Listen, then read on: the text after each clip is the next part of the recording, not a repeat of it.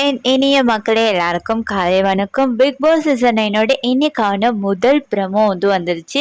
பார்த்தீங்கன்னா இந்த வீக் ஃபுல்லாக கோ கண்டஸ்டன்ட் தான் உள்ளுக்கு வராங்க. நேற்று பிரவீன் காந்தி, பிரவீன், அப்புறம் நிறைய பேர் உள்ளுக்கு வந்துட்டாங்க. இன்னைக்கு பார்த்தீங்கன்னா அப்சரா அண்ட் ரம்யா அவங்க 2 பேர் உள்ளுக்கு வந்துட்டாங்க. வந்த உடனே பிக் பாஸ் ஒரு டாஸ்க் வைக்கிறாரு.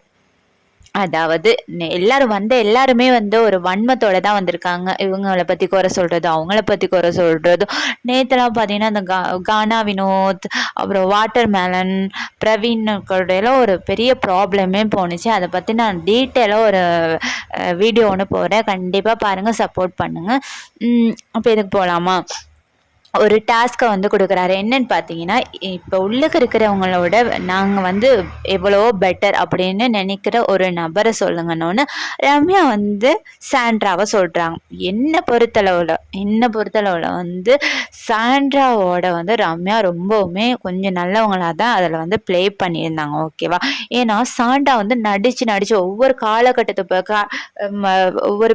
காலகட்டத்துக்கும் மழை வந்துட்டு போகல, அந்த மாதிரி ஒவ்வொரு காலத்துக்கும் ஒவ்வொரு மாதிரி நடிச்சு ஒவ்வொரு டிஃபரெண்டா அவங்க நடிச்சே இவ்வளவு தூரம் வந்துட்டாங்க.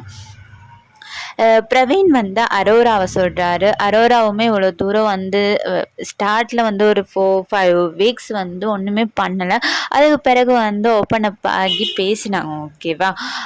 அதுக்கு பிறகு வியானா சபரியை சொல்றாங்க. சபரியெல்லாம் ஒன்றுமே பண்ணலை. ஏதோ சும்மா மிக்சர் சாப்பிட்டுக்கிட்டு மட்டும்தான் சபரி இருக்காரு. பட் இருந்தாலும் சபரி ஒரு நல்ல மனுஷன்தான், இருந்தாலுமே ஒன்றுமே பண்ணலை.